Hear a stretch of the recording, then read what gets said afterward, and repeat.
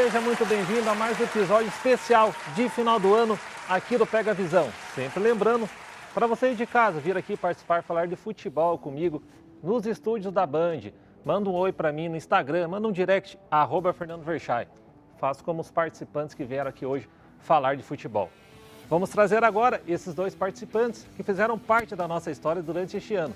Mas antes disso, vamos para um rápido break, apenas 30 segundos. Esse aí é craque. Caramba, joga muito. Gênio. Simplesmente gênio. Quem disse que você precisa ser craque para mandar bem em campo? Com a Estrela Bet, você joga em todos os esportes e mostra o seu talento. É fácil de jogar e todo mundo pode ganhar. Mostre que você tem estrela. Venha para a Estrela Bet. Jogou, brilhou. Não falei que era rapidinho? Agora vamos para os participantes. Roda o VT do nosso primeiro comentarista, Igor Castilho. Eu sou o Igor Castilho e a emoção de estar de volta ao Pega Visão é continuar a oportunidade de viver esse sonho, né, de ser jornalista esportivo. Mais uma vez estar aqui presente para trazer aquela resenha bem humorada para todos vocês. A gente está vivendo esse período mágico de Copa do Mundo que a gente só tem a oportunidade de presenciar de 4 em 4 anos e a gente veio para trazer as curiosidades das seleções e desse período mágico do futebol que a gente está vivendo. Pode entrar, Igor. Seja muito bem-vindo. Tudo bem? Mais tranquilo, Fernando, mais uma vez. Tranquilo. Agora vamos rodar o VT do nosso segundo comentarista, Yuri Miranda. Meu nome é Yuri Duque. Mais uma vez a oportunidade da Band está me dando de hoje estar aqui presente no programa. Para mim é algo emocionante, ainda mais para nós termos a oportunidade aqui de estar vivendo o nosso sonho com o jornalismo. Atualmente a gente está vivendo um momento onde a gente tem um evento mundial acontecendo no futebol. Hoje o programa é especial em relação à Copa do Mundo. A gente vai ter um programa, um debate esportivo um pouco diferente, que a gente vai saber algumas curiosidades referentes à Copa do Mundo. Essa oportunidade de a gente estar tendo esse debate. Acho que hoje na TV a gente não tem um programa com essa mesma pegada, que é um debate um pouco mais tranquilo, referente ao futebol, curiosidade, principalmente com um evento mundialmente famoso como a Copa do Mundo. É uma oportunidade única de vocês estarem vendo aí um conteúdo diferente. Chega mais, Yuri. Seja bem-vindo. Tudo bem? Fica à vontade. Vocês de casa já lembram do Yuri, do Igor, vieram aqui, falaram muito bem de futebol e estão novamente aqui no Pega Visão, relembrando histórias aqui, principalmente da Copa do Mundo, é claro. Então a gente deixou aqui eles, cada um encarregado de uma seleção. Eu também vou trazer as minhas curiosidades. O pessoal é bom na resenha, com certeza que vamos trazer bons argumentos, boas lembranças, boas histórias para você. Igor, fala aí a seleção que você ficou responsável, um início aí das suas lembranças dessa seleção, a gente vai seguindo a resenha. Eu fiquei responsável pela seleção da França, né, Fernando? Mais uma seleção que campeã do mundo, bicampeão do mundo, inclusive, e que tem coisas ruins contra o Brasil, né? A França já ganhou o final de Copa do Mundo contra o Brasil, o primeiro título da França em 98, 3-0 em cima da nossa seleção. A gente lembra do episódio da convulsão do Ronaldo Fenômeno, que não ia jogar, jogaria o Edmundo. O Ronaldo chega no vestiário e o Zagallo não tem como barrar, né? O Ronaldo era o melhor jogador do mundo naquele ano, então teve que botar o cara em campo. Ele não jogou bem, né? Também a gente não esperava nada diferente de um cara que tinha acabado de convulsionar. E depois também em 2006, né, quando o Roberto Carlos foi amarrar a chuteira e o Henry nas costas dele elimina a gente nas quartas de final na Alemanha, né? Uma seleção que sempre foi pedra no nosso sapato e que na Copa desse ano também pode ser um caminho para a final, que a gente pega a França, né? Certo. E você falou de 98, eu lembro que o Edmundo entrou depois com aquela vontade e jogaram a bola para fora e falou, pô, vamos jogar, né? Ele deu uma bronca no Rivaldo, né? O Rivaldo jogou a bola para fora, que o Zidane falou que estava sentindo dor, o Edmundo ficou maluco da cabeça, quase bateu no Rivaldo. E era pouco explosivo o Edmundo. Já não gostava de confusão, né? Era pouco. Que bom que o Zidane estava sentindo uma dorzinha, né? Era melhor pro Brasil, pô. Tira o Zidane e deixa mas já estava perdendo também. Já estava de 2-0 para a França. A França estava com a menos até, inclusive. Mas o Brasil não conseguiu virar mesmo com a mais. Fez o 3-0 no final com o Petit. Com o Petit aos 90. Né? E você aqui, o nosso outro amigo, o responsável por outra seleção, também vai trazer as curiosidades aí. Eu vim falar da seleção da Argentina, talvez a maior rival da história em Copas do Mundo, em Copa América, em todos os torneios da nossa seleção brasileira.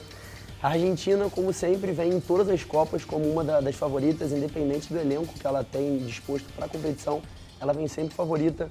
É uma seleção que tem uma torcida apaixonada, e eu, em particular, considero a torcida mais apaixonada do mundo, são os argentinos. Hoje a Copa que a gente está vivendo no Catar, eles estão presentes, estão fazendo festa, barulho, mesmo com a Argentina tropeçando na primeira fase, perdendo para a Arábia e tudo mais. E a gente tem assim uma seleção que historicamente não tem muitas conquistas de Copa do Mundo, apenas 2 na bagagem. Tem bastante tempo já, foi em 78 e em 86 que a seleção foi campeã, então já está com esse gosto amargo de estar tentando ganhar, bateu na trave em 2014 numa Copa que seria no Brasil. Eles perdem para a Alemanha na final, na prorrogação, com o gol do Götze. Então a gente tem uma seleção que vem brigando todos os anos, tentando, com uma torcida apaixonada, mas que não consegue êxito já há bastante tempo nas Copas. Desde a época do Maradona, acho que a Argentina ainda não se encontrou no caminho de realmente um coletivo 100%. E é uma seleção que tropeça todos os anos. Na Copa passada, em 2018, foi eliminada nas oitavas de final para a campeã, que foi a França. Mas é uma seleção que não consegue engatilhar, sempre perde, ou quando chega na final tropeça. É uma seleção que esse ano ainda tem oportunidade, então vamos ver como é que vai ficar aí mais pra frente na Copa do Catar. Certo, falando também, como ele disse, da seleção com a torcida mais fervorosa, fanática, né? Isso fica muito bem exemplificado se você assistir um jogo da Copa Libertadores. A torcida argentina, de qualquer time que seja argentino e esteja disputando a Copa Libertadores, o jeito que eles cantam, o jeito que eles vão no estádio fica muito nítido, que o argentino também é fanático por futebol. A Argentina que voltou, né, a vencer aí uma Copa América, também vamos falar a verdade, tiveram várias edições de Copa América aí nos últimos anos, né? Se for fazer uma comparação com a Eurocopa, teve muito mais Copa América do que a Eurocopa. Enfim, a Argentina venceu uma, ele levar um título pro Messi também, que merecia com essa camisa aí para tirar um pouco da pressão, mas claro que o pessoal quer realmente o Mundial. O pessoal vai seguir com as curiosidades. Aqui eu também trouxe alguns países aqui. Queria começar falando da Holanda, que foi vice-campeã em 3 mundiais. 1974, perdeu para a Alemanha. Levou o azar de enfrentar a Alemanha na final, que jogava em casa, né? Então o time que jogava em casa chegou na final. Poxa, já é uma, né, para o adversário ali, já é uma grande pressão. Perdeu de virada para a Alemanha em 74. Em 78 voltou para a final.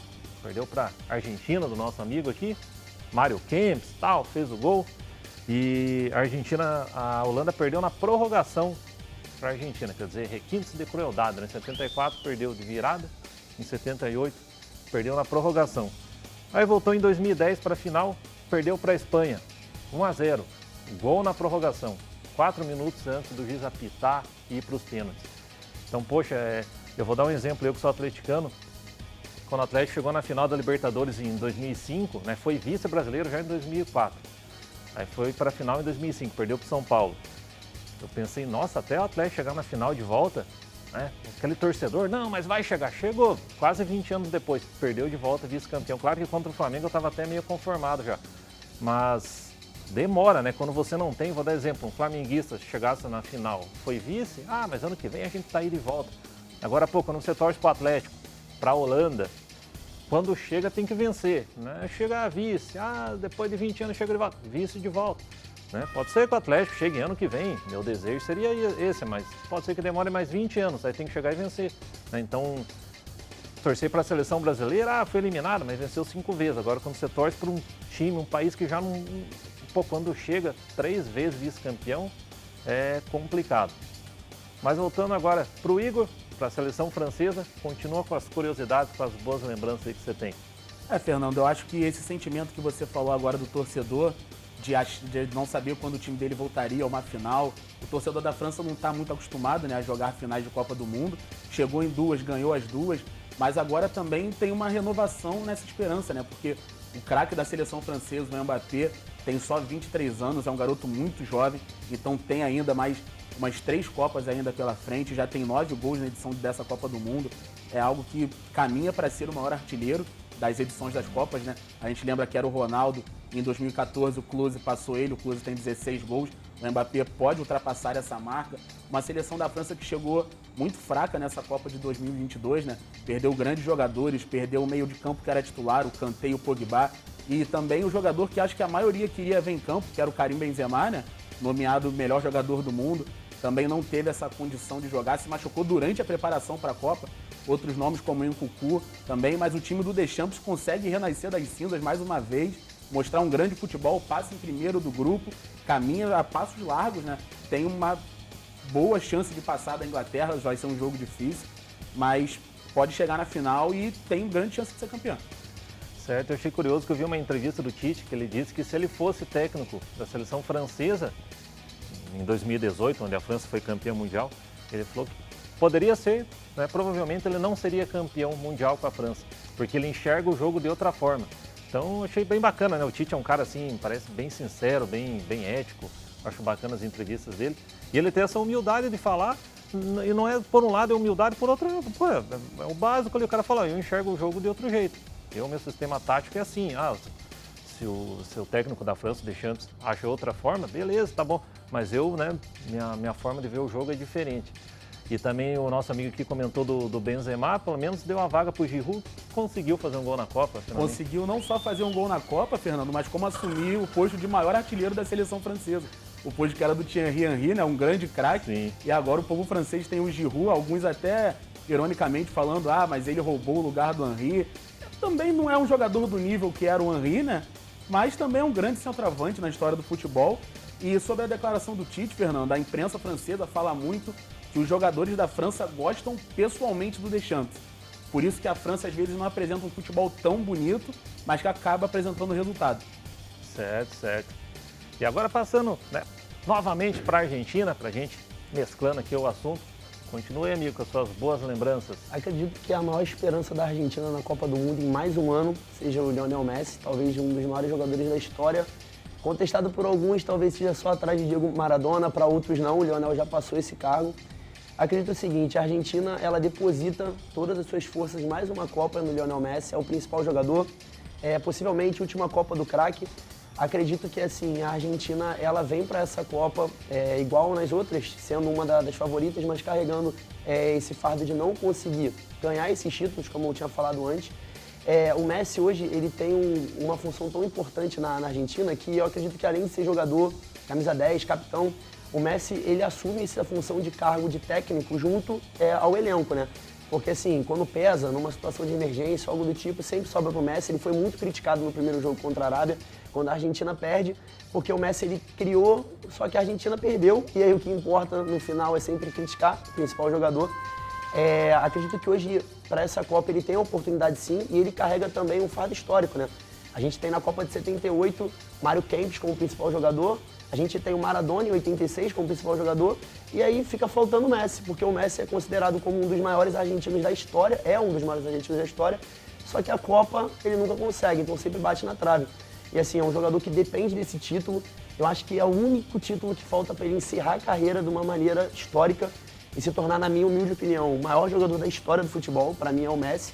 Só que ainda falta esse título para ele poder comemorar esse posto. Os argentinos desejam muito, depositam muita fé no futebol do Messi, mesmo ele ainda estando numa idade avançada, agora já está um pouco mais diferente do Messi do Barcelona, de 2011, de 2012, onde a gente viu ele voar nos gramados espanhóis, mas acredito que a Argentina ainda tem a chance e ele pode alcançar esse cargo igual o Mário Kempes, o Maradona, e conseguir uma Copa do Mundo e ficar no mesmo patamar que eles, ali junto aos grandes ídolos da Argentina.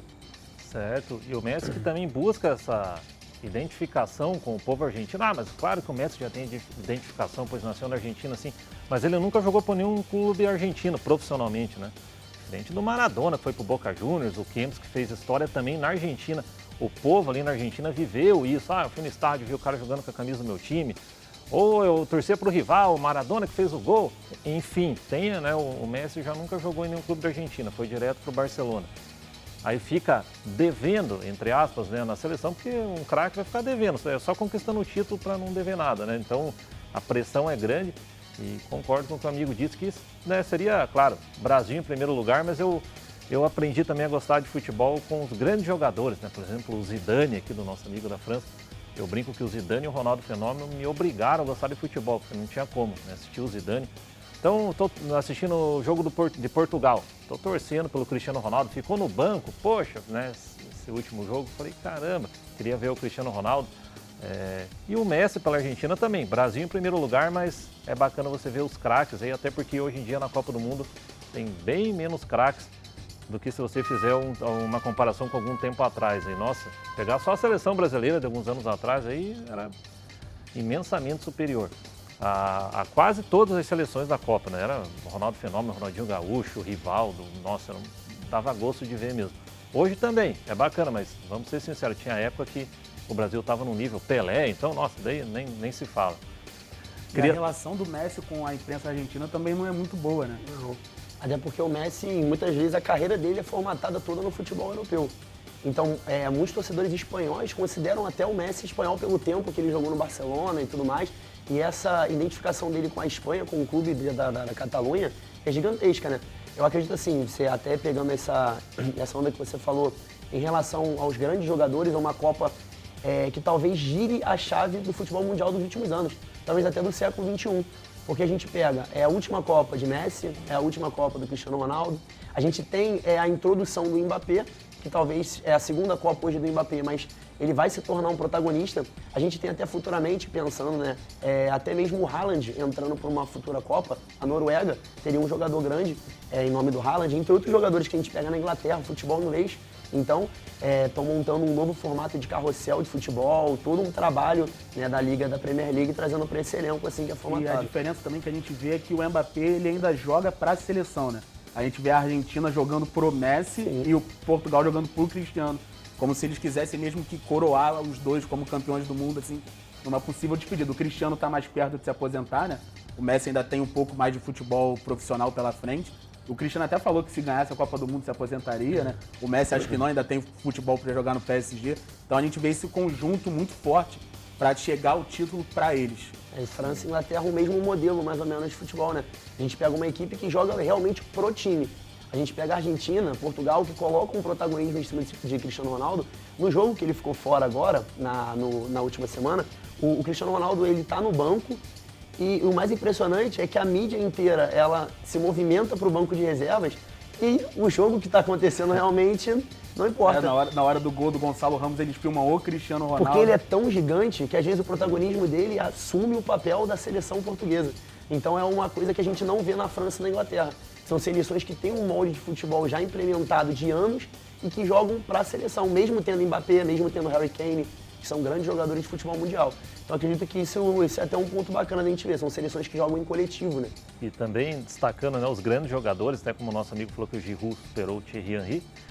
Eu sempre, desde criança, gostava, né, dos grandes jogadores, assim, poxa, parece que, né, deixa o Henry lá, ou o Benzema entrasse, né? Quando o Klose superou o Ronaldo Fenômeno nos gols da Copa do Mundo, poxa, lógico, o Ronaldo Fenômeno é brasileiro, nem... É claro que para mim, um dos maiores jogadores que eu vi, me obrigou a gostar de futebol. Nossa, eu sou agradecido de coração ao Ronaldo Fenômeno. E, poxa, o Klose superar ele, se fosse o Batistuta, não queria que ninguém superasse, mas estou dando exemplo, uma outra pessoa, Adriano Imperador, um Messi, um Cristiano Ronaldo, o Klose, né? Claro que o Klose joga bem, mas comparado ao Ronaldo Fenômeno, então é bacana a gente acompanhar os grandes nomes mesmo, né, do futebol mundial. Eu queria trazer aqui agora uma curiosidade de outra seleção que eu pesquisei, a Suécia, até admito que me surpreendi um pouco na minha pesquisa. Ela ficou em quarto lugar em 1938, né, onde disputou o terceiro lugar com o Brasil e perdeu por 4-2. Em 1950 ela ficou em terceiro lugar, vencendo a Espanha por 3-1, né, perdeu na semifinal, foi para a disputa de terceiro lugar e venceu a Espanha. Ela perdeu nessa Copa para o Brasil por 7-1. Né? Não para a Alemanha, mas dessa vez o Brasil ganhou de 7-1 da Suécia, com 4 gols de Ademir de Menezes. Né? O Ademir de Menezes, como eu falei aqui em outros programas, ele foi o artilheiro da Copa de 1950, o Queixada, que jogou no Vasco. E até me surpreendi quando eu falei, pô, jogador histórico da seleção, tal. Achei que jogaria no Botafogo, né? Que o Botafogo tem uma imensa tradição de levar jogadores para a seleção. Outros clubes também, mas vamos falar a verdade, o Botafogo é muito grande nisso. Mas o Ademir de Menezes, o Queixada, jogou no Vasco. Foi artilheiro da Copa de 1950, fez gol na final, mas foi vice-campeão. Então a gente pouco ouve falar dele. Já pensou se o cara é artilheiro, faz gol na final, o Brasil é campeão? Até hoje todo mundo ia saber quem era o Queixada, né? Por detalhes do futebol, às vezes o cara passa, de certa forma, despercebido. E continuando falando da Suécia, em 1958 foi vice-campeã, perdendo para o Brasil de volta por 5-2. Lá já Pelé dando chapéu, fazendo gol, tudo. Em 94 foi em terceiro lugar, perdendo na semifinal para o Brasil, gol do Romário. Então, poxa, nem eu sabia que o Brasil era tão carrasco da Suécia assim, né? Lembrava de alguns jogos, mas tantos assim não. E também, até de certa forma, o bom rendimento da Suécia como um todo. A gente lembra hoje em dia mais do Ibrahimovic na Suécia, mas pô, a Suécia tem uma boa caminhada aí no futebol. Fala aí pra gente, Igor, mais sobre a França. A gente, né, você acabou de falar que o Botafogo é o clube brasileiro que mais cedeu, né, jogadores para a seleção brasileira, acho que com larga vantagem até para o segundo, né? E a seleção francesa que a gente vê que tem um time que é muito vasto, né? No mundo inteiro não são jogadores só de um país, como a gente vê a seleção da Alemanha, tem muitos jogadores, culturalmente sempre foi assim, muitos jogadores do Bayern de Munique, né? A França, ela abrange muito, né? A maioria dos 11 titulares que estão nessa Copa jogam em clubes diferentes, em países diferentes, são grandes jogadores também, alguns já campeões do mundo, o goleiro eterno Lohri, grande ídolo da seleção francesa, né? O Zidane, que a gente falou há muito tempo atrás, é sem dúvida, depois do Platini, eu acho o maior ídolo da seleção, né? Porque a seleção da França, ela se torna grande, conhecida no mundo na década de 80, quando ganha a sua primeira Eurocopa, com o Michel Platini guiando aquele time. Em 90 vem o Zidane, consegue o primeiro título mundial em 98 em cima do Brasil, fazendo 2 gols na final, né? Horrível pra gente. Aquele jogo ninguém conseguiu parar o Zidane. Em 2006, a França ganha da gente também, passa pela gente, e aí começa um pouco de oscilação, né? Em 2010 a França quase não vai para a Copa do Mundo. A gente vai lembrar de um gol do Henry, que ele meteu a mão contra a Irlanda, que quase mataram o juiz, ameaçaram o juiz de morte durante muito tempo. E a França consegue se classificar. Em 2014 a França vem para o Brasil e perde o seu principal jogador antes da Copa. O Ribéry jogava no Bayern de Munique, né? Era cracaço de bola. Se machuca 2 semanas antes do Mundial e acaba ficando fora. E aí começa aquele questionamento, né, do pessoal da França. Pô, será que a gente vai chegar de novo? Quando que a gente vai chegar? A última foi em 98. E aí em 2018, 20 anos depois, né, uma história até parecida com a do Brasil, né, que ganhou em 2002 e agora, 20 anos depois, está podendo aí conquistar outro título. Certo, é. A França, de maneira geral, como ele falou, desde os tempos do Platini, o Platini não foi campeão da Copa do Mundo, então, como eu falo, às vezes o título, né, o Zidane venceu, né, como eu falei do Queixada, que não foi campeão, às vezes deixa um pouco para lá. Mas o Platini foi imenso mesmo e até hoje vai ter essa polêmica se é Platini ou Zidane, realmente 2 jogadores imensos mesmo. E você, amigo, destaca outros jogadores aí da Argentina como um todo, esteja atualmente na seleção ou alguns que marcaram tua lembrança? Eu acredito que ele tocou num assunto agora de gol de mão. Falando da Argentina, a gente não consegue não lembrar, né, na Copa de 86, o Diego Maradona é tratado como um deus pela torcida da Argentina. Por isso esse gol famoso contra a Inglaterra na final foi conhecido como a mão de Deus, né, onde o Diego Maradona nesse jogo ele consegue um feito histórico, né? Ele faz um dos gols mais históricos da Copa do Mundo, onde ele dribla praticamente a seleção inteira da Inglaterra desde o meio de campo. E no mesmo jogo ele faz um gol de mão, onde na hora ali os argentinos comemoram, fazem uma festa, só que a mídia em si, ela pune. Então, com os anos foram se passando, a Argentina é conhecida como uma seleção de ter ganhado esse título em 86, que foi um título, entre aspas, que eles colocam como um título roubado. Eles carregam esse fardo e vão carregar pro resto da vida. Porque realmente foi um gol de mão do Maradona e uma relação com o Henry, né? O Maradona, ele comemora muito esse título. Em alguns depoimentos ele fala que realmente ele botou a mão, usou a mão. E assim, são situações... Hoje a gente tem um futebol moderno, onde o VAR impede com que isso aconteça e tudo mais. Só que antigamente era muito mais difícil a gente conseguir ter uma fiscalização em relação a isso. Então acho que quando a gente fala de Argentina, não tem como não falar de 86, esse gol do Maradona. Mas assim, alguns jogadores que a gente tem hoje, na Argentina, pensando nos anos atuais, a gente tem propriamente o Di Maria, que querendo ou não é um jogador que não é muito valorizado, até pela seleção argentina, pelos torcedores da Argentina. Mas se você for parar para ver, o Di Maria está desde 2014, já é a 3ª Copa dele, até mais, até antes o Di Maria já deveria ter sido convocado. É um jogador que tem uma carreira imensa na Europa e não é lembrado de tal maneira quanto o futebol dele merece, né? Ele é um jogador que tem passagens em Real Madrid, PSG, é um jogador que carrega a Copa no Mundo, é um jogador que tem números excelentíssimos na seleção argentina. Fez o gol do título na Copa América. Fez o gol do título na Copa América no Brasil, na casa do maior rival contra o Brasil. E é um jogador que é muito frio, não sente jogo. E é um jogador que não é muito lembrado. Então, assim, eu acredito que hoje, se fosse listar, a galera às vezes dá um peso até muito maior pro Higuaín, que ele ficou conhecido como aquele gol perdido na Copa do Mundo de 2014, onde teve uma bola, que era a oportunidade da Argentina ter sido campeã aqui no Maracanã, e o Higuaín perde, e ele foi taxado eternamente por esse lance. E o Di Maria é um jogador que é muito pouco lembrado. Lembram até mais do Higuaín por conta desse lance do que da função do Di Maria nesse elenco da Argentina. Então, assim, quando eu penso num jogador que não é tão valorizado hoje na seleção da Argentina, eu acredito que seria o Di Maria, que é um jogador que tem uma carreira vasta, uma carreira gigantesca na Europa e que pouco é falado pela mídia. Também está acabando a carreira do Di Maria, né? Já não é tão novinho, talvez ainda consiga empurrar mais uma Copa, mas meio difícil. E é um jogador que tem um valor, né? E que é pouco lembrado pela torcida da Argentina. E que, como a gente lembrou, fez gol de título, né?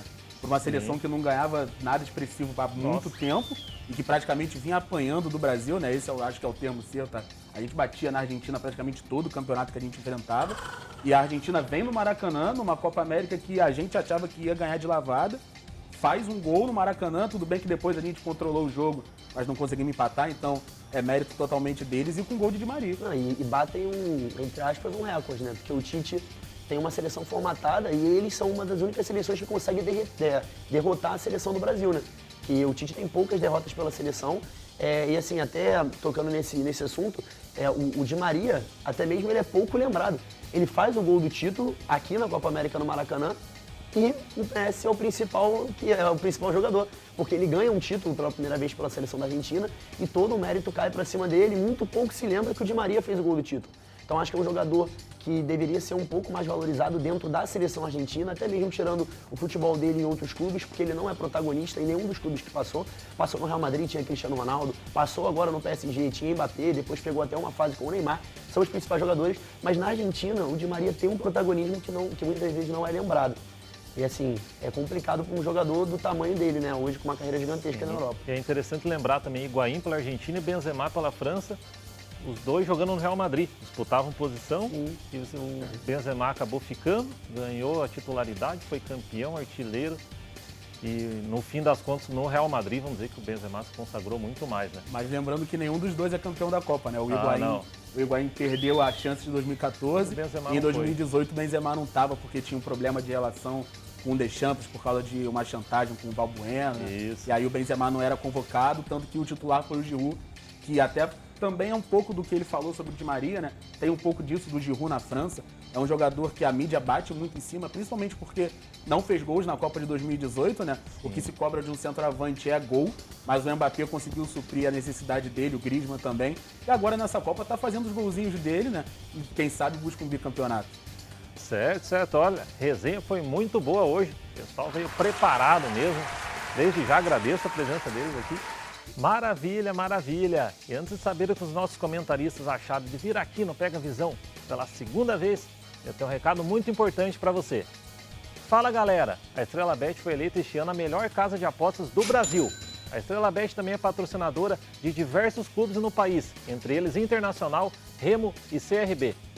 Para se cadastrar é muito fácil, basta ler o QR Code que está aqui na tela ou acessar estrelabet.com. Seguir o passo a passo.